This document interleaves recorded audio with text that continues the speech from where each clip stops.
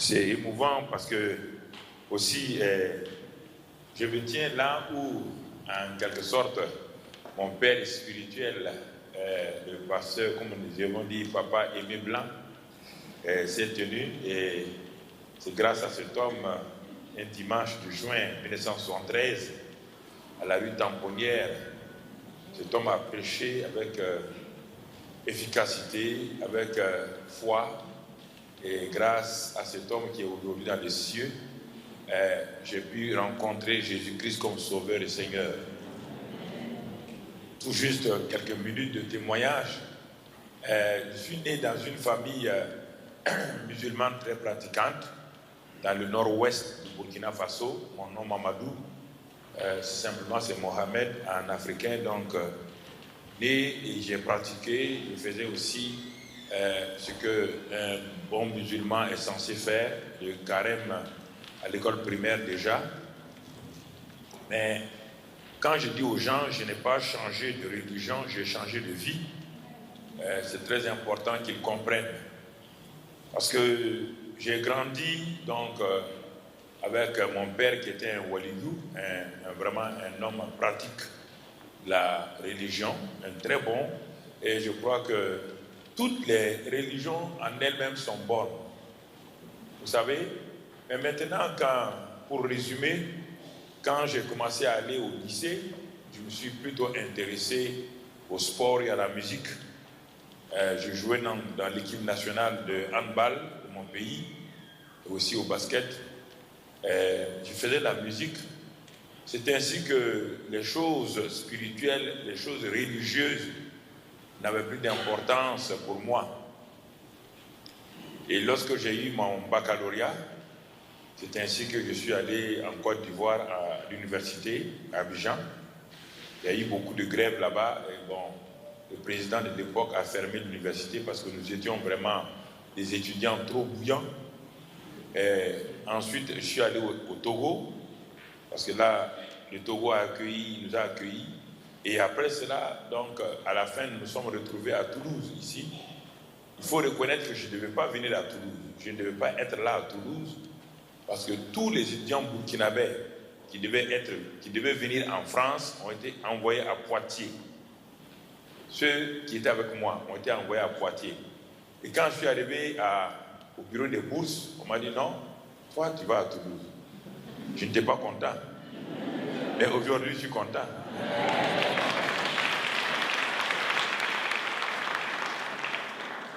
Alors donc je suis venu à Toulouse en octobre 72 pour faire une licence en économétrie, c'est-à-dire les mathématiques et les statistiques appliquées à l'économie, une matière qui venait de venir en France à partir des États-Unis. Nous sommes la première génération des économètres en France en 72, 73.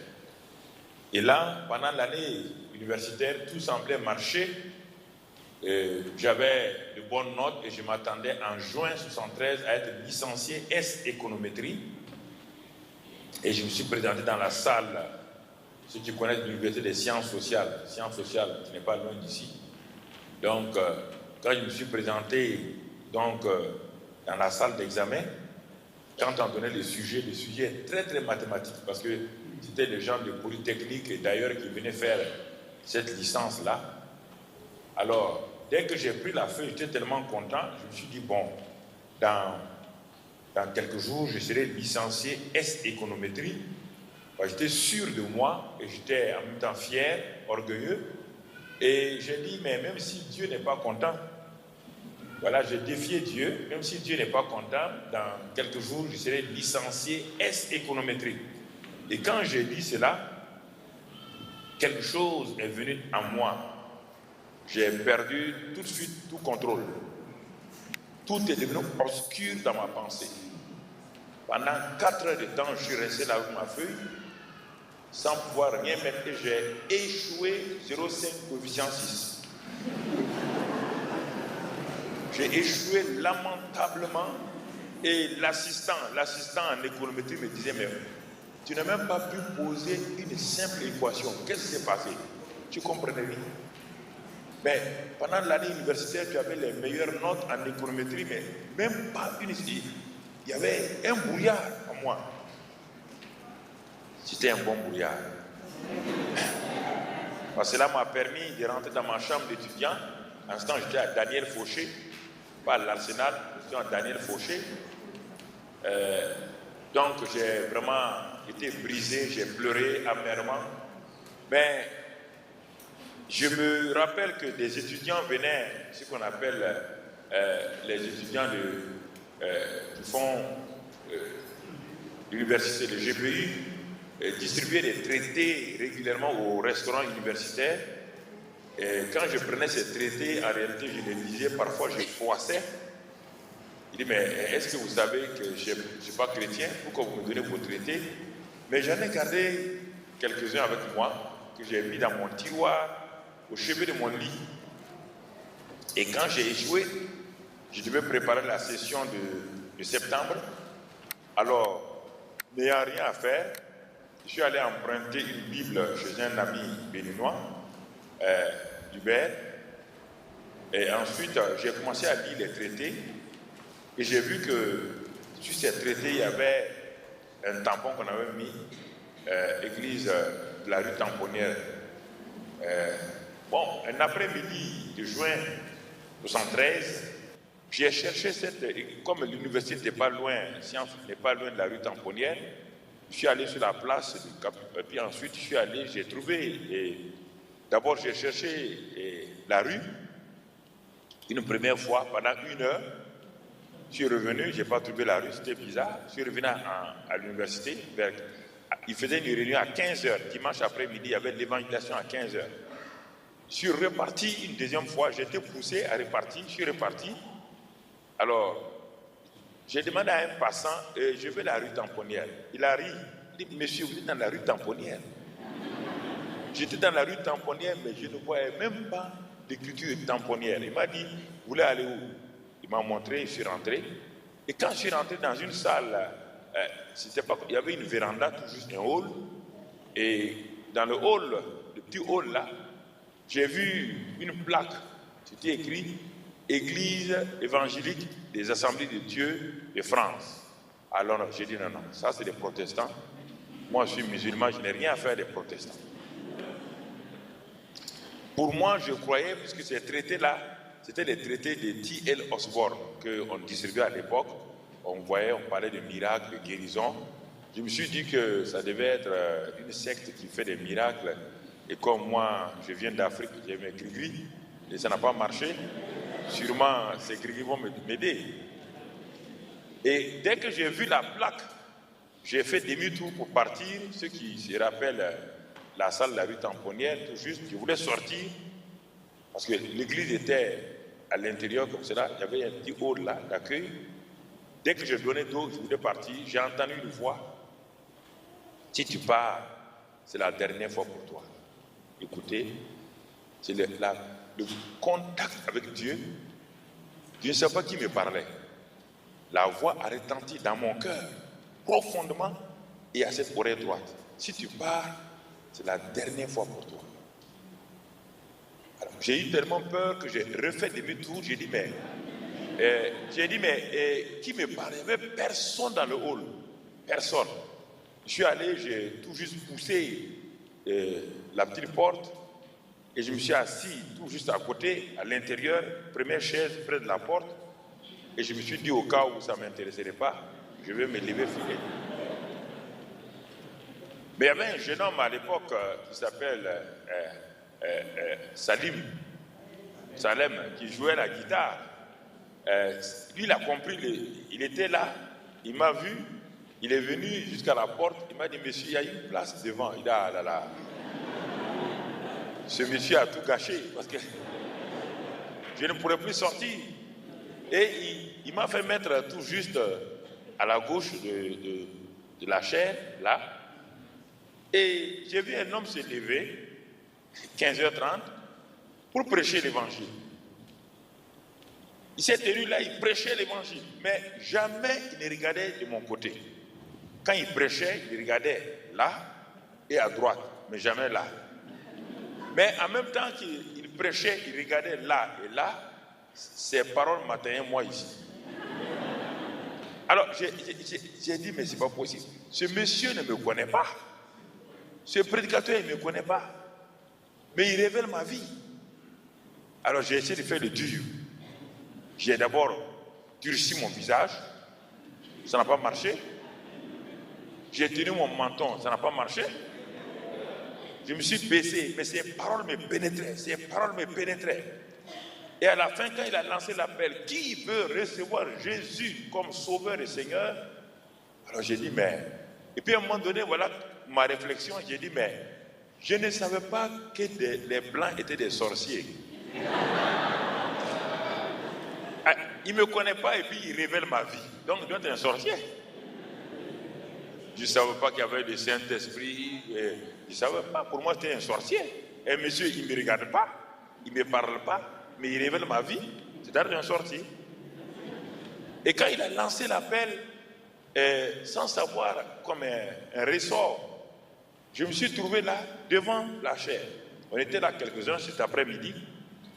Il nous a fait la prière de repentance. On a cru, puis ensuite il a prié pour nous. Moi j'avais mal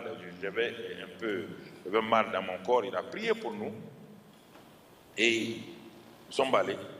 Et une dame qui s'occupait il y avait une petite librairie à l'angle de l'église et au fond, et est allée et m'a acheté une belle Bible à la couleur rouge. Quand il voulait sortir, il dit, monsieur, tenez cette Bible, lisez-la. J'ai pris la Bible. Et sachant ce qui peut m'arriver au retour au pays, vu que je suis d'une grande famille très très musulmane pratiquante, j'ai voulu m'assurer réellement ce que ce livre-là contenait, qu'on appelle la Bible. Donc, cet après-midi de juin, jusqu'en septembre, j'ai lu la Bible de Genèse, Apocalypse, verset par verset. Verset par verset. Je n'ai pas voulu que quelqu'un me raconte autre chose. J'ai voulu moi-même savoir ce que cette soi-disant Bible, Sainte Bible-là contient. Et c'est pendant cette lecture de la Bible, au mois d'août, donc nous étions maintenant au mois d'août, et j'ai commencé à évangéliser avec le pasteur Blanc. Il nous faisait distribuer des traités dans les rues tout autour de l'église à 14h le dimanche après-midi. Et un soir du mois d'août, j'étais dans ma chambre d'étudiant. Cette fois-ci, je n'étais plus à Daniel Fauché, j'étais maintenant à l'Arsenal. Et en priant dans ma chambre, un soir, après une réunion, un lundi, donc, je me suis assoupi au pied de mon lit, là, et j'ai été réveillé. J'étais réveillé par une puissance qui me traversait. Et quand je me suis réveillé, je me disais, mais qu'est-ce qui ne va pas? Il y a une puissance comme l'électricité qui me traversait et je me voyais parler une langue que je n'ai jamais apprise, puisque le pasteur n'avait pas prêché le baptême du Saint-Esprit. Je parlais en langue, dans une langue. Je me suis dit, je suis fou. Qu'est-ce qui se passe? Et pendant une semaine, cette puissance de Dieu, quand je me couchais, me traversait comme un feu.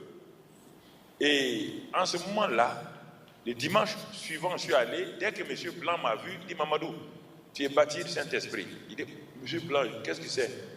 Il m'a dit, non, il y a une puissance qui sort de toi, tu es baptisé du Saint-Esprit. Et je lui ai raconté mon témoignage.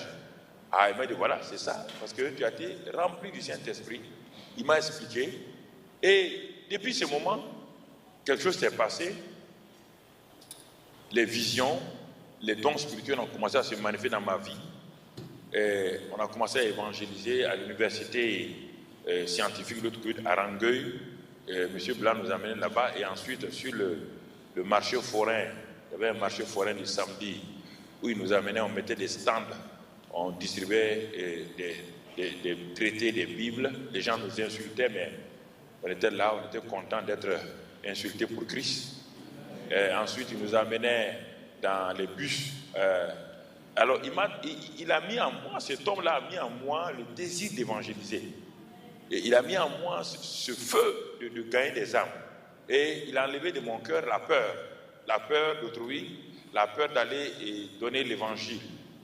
Alors, c'est à partir de ce moment-là que, comme je l'ai dit, les dons spirituels ont commencé à se manifester. Alors, je voyais quelqu'un au campus, je peux vous dire ce que vous avez. Et la parole de connaissance venait, la parole de sagesse se manifestait. Alors, et puis, je priais pour les gens étaient guéris. Pourtant, j'étais un jeune converti.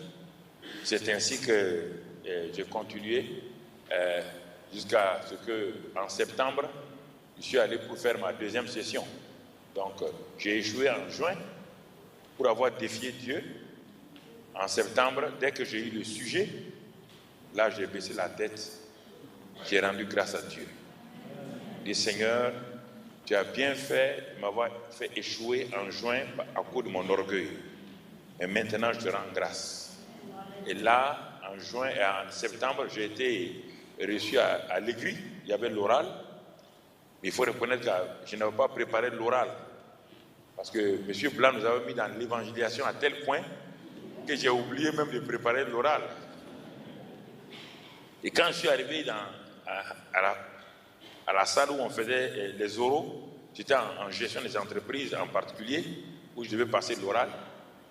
J'étais là, tout juste collé au mur. On était une cinquantaine d'étudiants, ou 100, je ne me rappelle plus.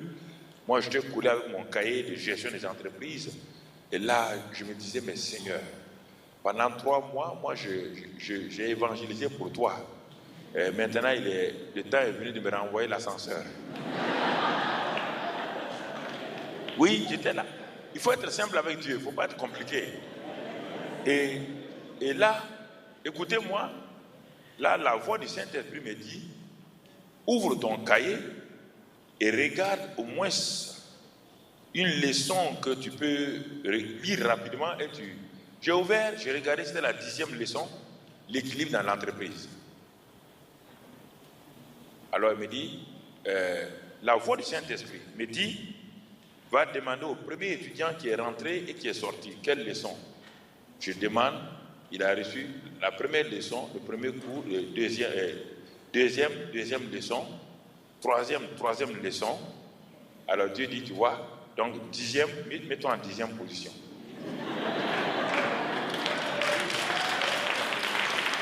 Et là, je n'avais plus de stress. Vous voyez, quand il y a une réponse, il n'y a plus de stress.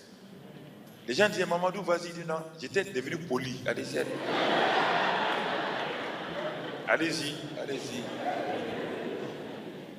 Et en même temps, je m'approchais tout doucement de la porte. Quand le 8e, le 9e étudiant est rentré, le 10e, il y a un 10e qui voulait rentrer. Je lui ai donné un coup d'épaule. Et je suis rentré.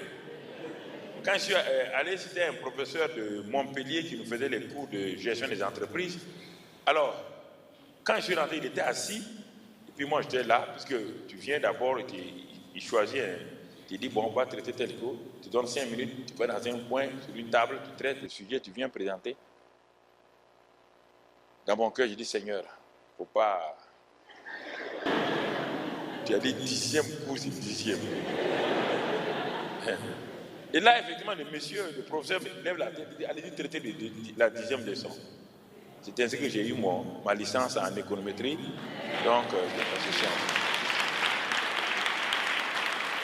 oui. Et Dieu a continué avec moi. C'est après la licence, j'ai fait le 3e cycle, le DES, etc., etc. Je me suis inscrit au doctorat d'État et tout.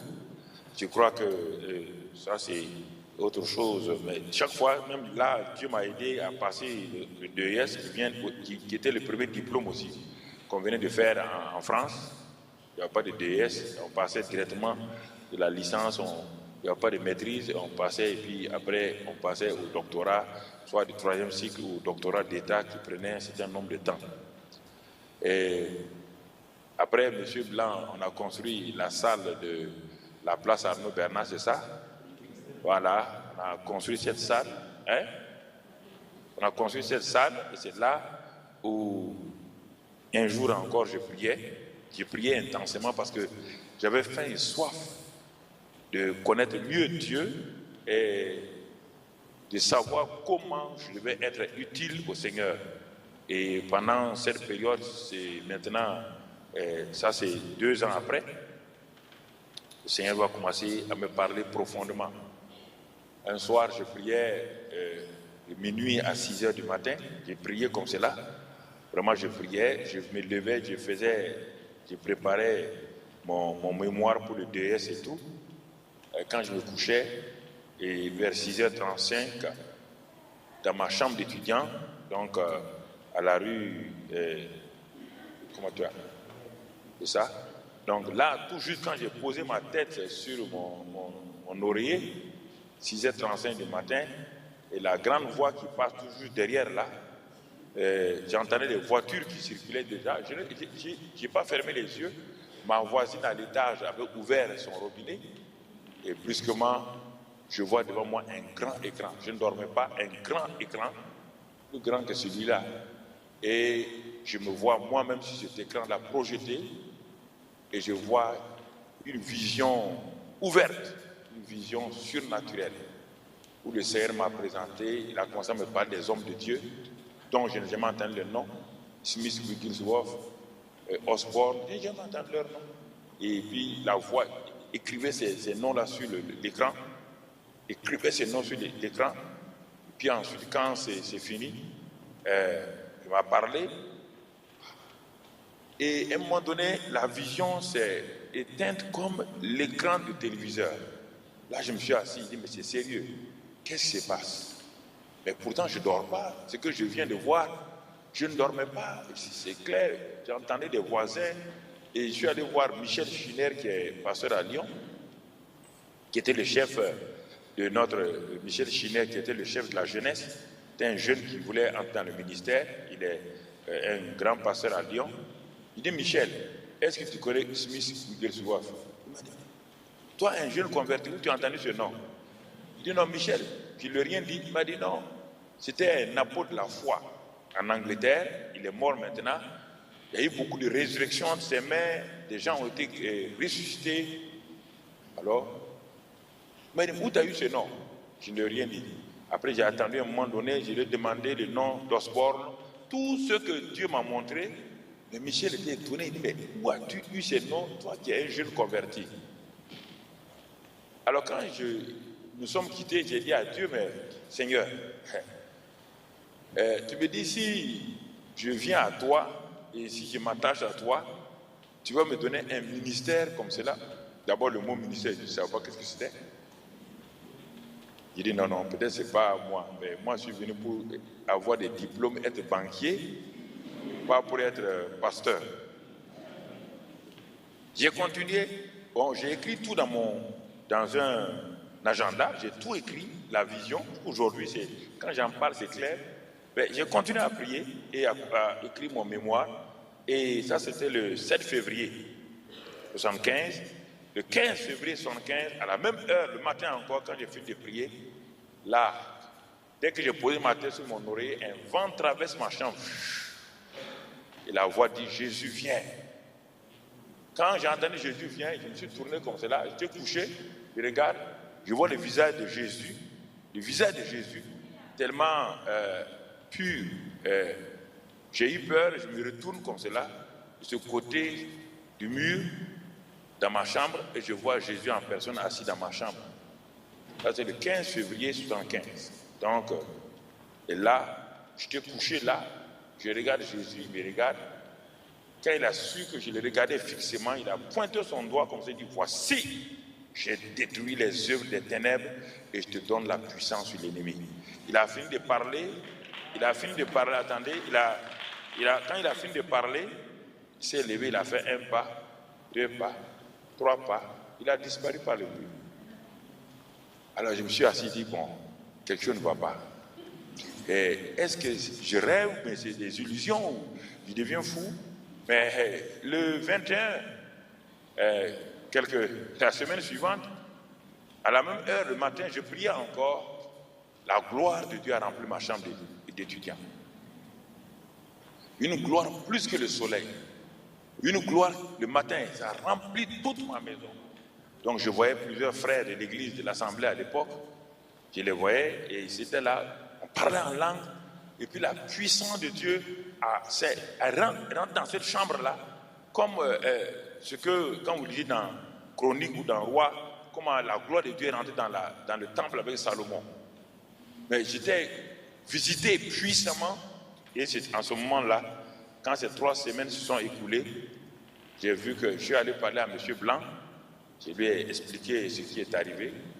Il m'a dit que c'était un appel. Mais je ne sais pas qu'est-ce qu'un appel, parce qu'à l'époque, ce n'était pas comme aujourd'hui, on se jetait dans le ministère. Donc il fallait une procédure et tout.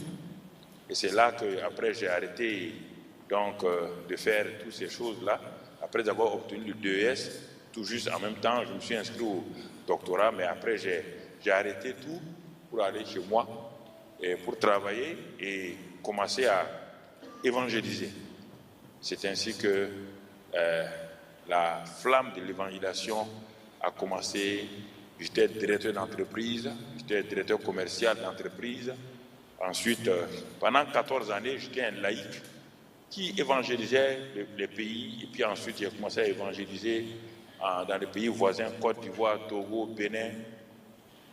Je voyais la puissance de Dieu se manifester, je voyais les guérisons, je voyais les gens qui se convertissaient. Et j'étais laïc, je n'étais pas encore pasteur. Donc, c'est ainsi que le Seigneur m'a convaincu. Au bout de 14 ans, il m'a dit, maintenant, tu as vu, tu laisses tout. J'étais le vice-président de la Chambre de commerce du Burkina, le vice-président du Conseil économique et social du Burkina, le président de la compagnie aérienne, j'étais tout cela. Donc le Seigneur m'a dit, tu as vu le monde, tu as vu la gloire du monde, tu as vu la puissance de l'argent. Maintenant, laisse tout ça, suis-moi. Et ce n'était pas une chose facile parce que c'était un peu, les gens m'ont traité d'illuminé, comme un homme qui a tant de rangs, tant de choses, qui voit les présidents, qui voit les premiers ministres, qui voit tout le monde et en Afrique et qui abandonne tout pour devenir pasteur. C'était choquant, c'était un scandale pour ma famille, ma grande famille, du moins d'où je viens, et puis les autorités politiques du pays. À l'époque, ils ont dit, est-ce que tu as bien compris? Est-ce que réellement Dieu t'a parlé? Il dit oui. J'ai tout quitté le 17 janvier 1990 et je me suis lancé. Les gens ont dit, c'est la folie. C'est la folie. Mais aujourd'hui, je rends grâce à Dieu. Dieu nous a donné plus de 400 églises. Nous avons des églises. Notre missionnaire en France est là. Et voilà, il est à Paris. Notre missionnaire.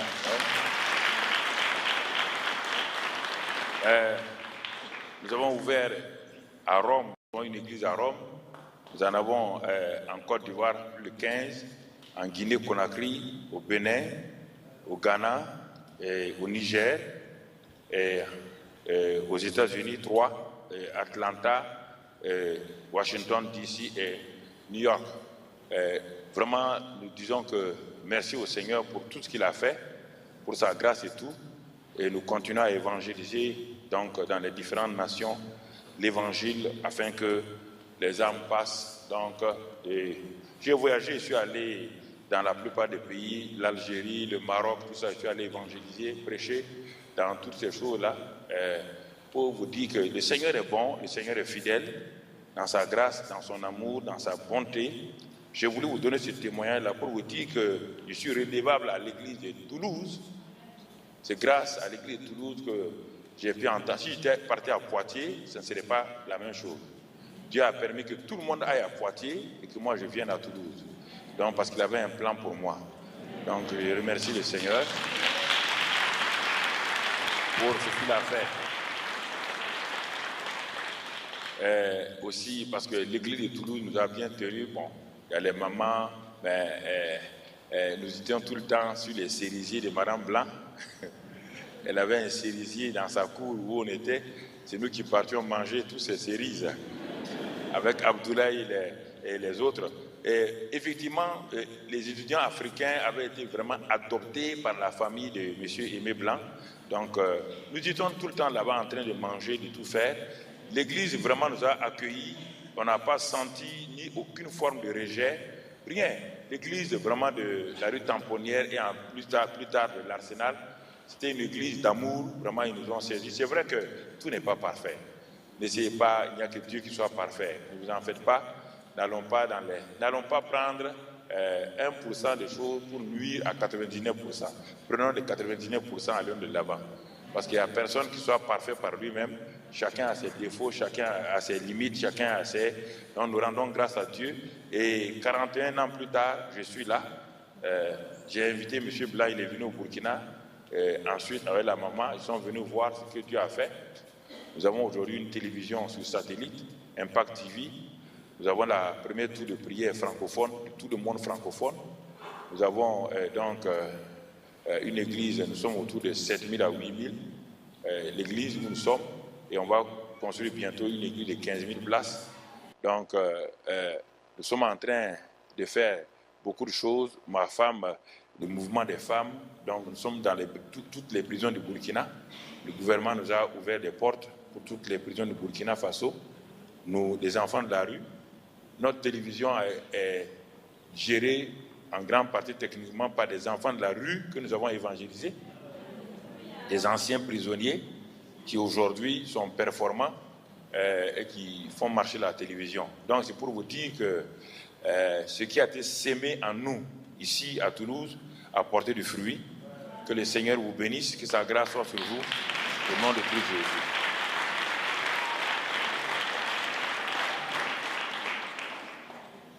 Comme quelqu'un peut dire, de Nazareth, quelque chose de bon peut arriver. Oui, de Nazareth, quelqu'un de bon est sorti, il s'appelle Jésus de Nazareth.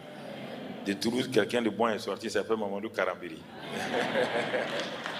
Voilà. Oui, c'est vrai.